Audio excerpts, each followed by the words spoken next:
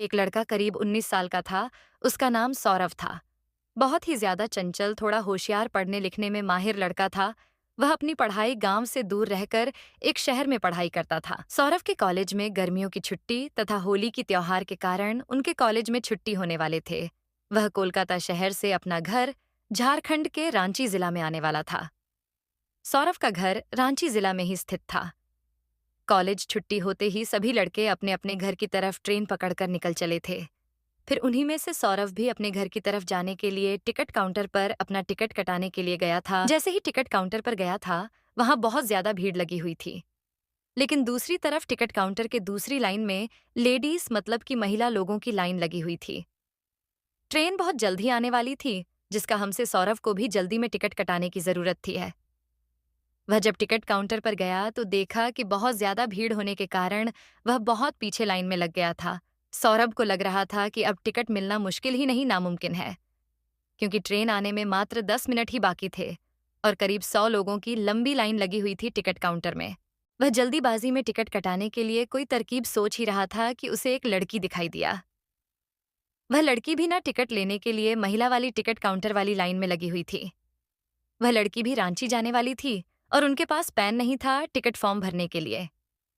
ऐसे में सौरभ के ऊपरी पॉकेट में कलम देखकर वह लड़की कहती है कि कृपया मुझे थोड़ा सा कलम दीजिएगा, मुझे भी फॉर्म भरना है टिकट खरीदने के लिए। उसके बाद सौरभ कहता है, मैं लिखने के लिए कलम तोड़ दे दूंगा, लेकिन कृपया करके मेरे भी टिकट वश में भाग लीजिए। आप भी उसी स्टेशन तक जाइएगा जिस स्टेशन से मुझे घर जाना है। तभी वह लड़की पूछती है कि आपको कौन सा स्टेशन पर जाना है। उसके बाद सौरभ कहता है कि मुझे झारखंड के रांची स्टेशन तक जाना है। फिर उसने वह लड़की भी कहती है, मुझे भी झारखंड के रांची डिस्ट्रिक्ट रखी जाना है, कर ले लूंगी। फिर सौरभ अपने पॉकेट से पैसे निकलता है, उस लड़की को देखा है ताकि वह टिकट उसके बदले भी कटाते हैं। हम दोनों आदमी टिकट लेकर दौड़े दौड़े ट्रेन के पास आता है। जैसे ही ट्रेन में दोनों आदमी चलते हैं, ट्रेन को 1 मिनट में अपना इंजन चालू करके चल पड़ती है। हम सांवरा और वह लड़की दोनों चैन की सांस लेते हैं और दोनों आमने सामने वाली सीट में बैठकर बातें करने लगते हैं। हावड़ा स्टेशन से रांची स्टेशन जाने के लिए करीब करीब 8 से 9 घंटे लगते हैं, और वह भी यह सफर रात का सफर होता है। वही वहां से ट्रेन है, रात में ही चलती है। ऐसे में दोनों को बातचीत करने के लिए मौका मिल जाता है। दोनों अपनी अपनी सीट पर बैठकर दोनों एक दूसरे से बातचीत करना शुरू कर देते हैं। गाड़ी चलते ही थोड़ी देर होने के बाद वह लड़की कहती है कि मुझे खाना खाना है, मुझे भूख लगी है।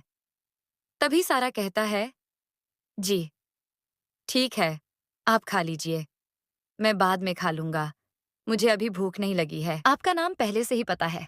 उसके बाद सौरभ कहता है कि आपको मेरा नाम कैसे पता चला है। तुम्ही शोभा कहती है कि आपने अपना नाम और उम्र टिकट बनाते समय बताया था, और वह टिकट अभी भी मेरे पास ही है, इसी कारण से मुझे आपका नाम पता है। अभी सौरभ कहते हैं कि मुझे तो यह पता भी नहीं है, आपको मेरा नाम भी पता होगा।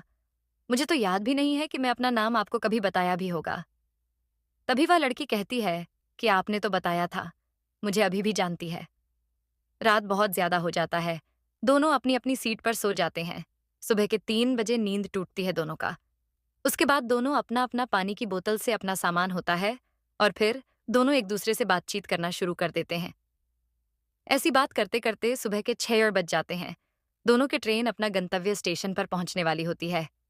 दोनों सोचते हैं कि आप तो हमें एक दूसरे से अलग हो जाना है। सौरभ व लड़की बहुत पसंद आती है, मतलब किसानों को शोभा बहुत पसंद आती है, और शोभा को भी सौरभ बहुत पसंद आता है। लेकिन दोनों बिना कुछ बात किए एक दूसरे से जाने के लिए तैयार हो जाते हैं। जैसे ही ट्रेन रुकने वाली होती है, वैसे ही लड़की मतलब कि शोभा और सौरभ दोनों अपना अपना भगत का सामान उठाते हैं, अपने घर की तरफ चल देते हैं।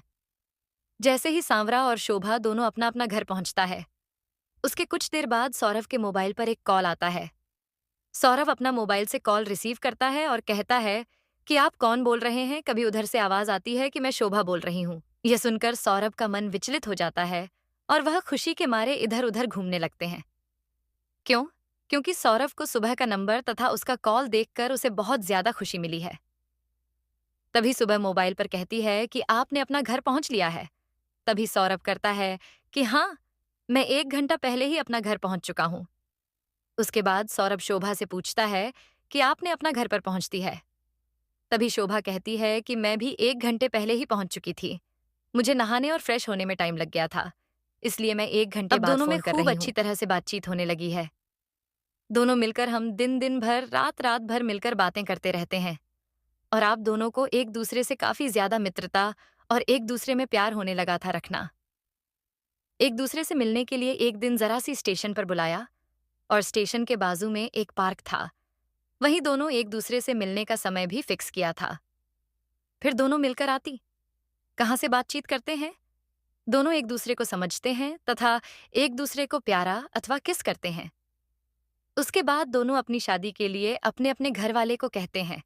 घर वाले दोनों के घर वाले से बातचीत करते हैं और शादी के लिए राजी हो जाते हैं। ये सुनकर सोने का मन में खुशी का ठिकाना नहीं रहता है और अपनी शादी के बारे में सुनते ही दोनों को खूब जमकर बातें करने लगते हैं। उसके कुछ ही देर बाद दोनों की शादी हो जाती है और फिर दोनों एक दूसरे के साथ उसी तरह सेवा से एक परिवार के साथ रहने लगते हैं। दोनों का रिश्ता एक बहुत ही ज्यादा बेहतरीन और बेहतर ढंग से निभाया जा रहा था, क्योंकि दोनों एक दूसरे से बेहद ही ज्यादा प्यार करते थे।